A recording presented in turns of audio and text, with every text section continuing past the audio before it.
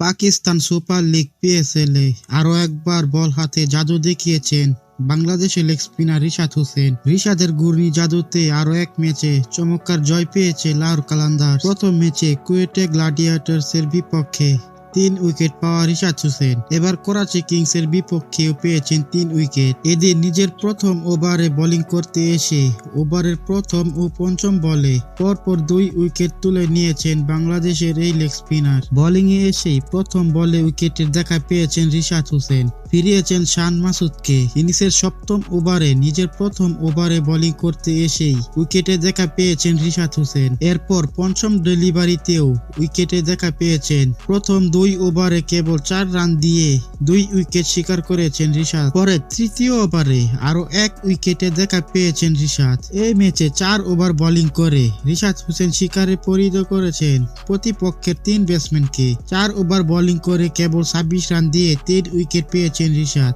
এবারের Pakistan super league পিএসএল-এ নিজের খেলার প্রথম 2 ম্যাচের দুটাতে 4 ওভার বোলিং করে 8 ওভারে পেয়েছেন 6 উইকেটের দেখা। 2 ম্যাচে 6 উইকেট শিকার করে পাকিস্তান সুপার লিগের শীর্ষ বোলারদের তালিকায় জায়গা করে নিয়েছেন রিশাদ।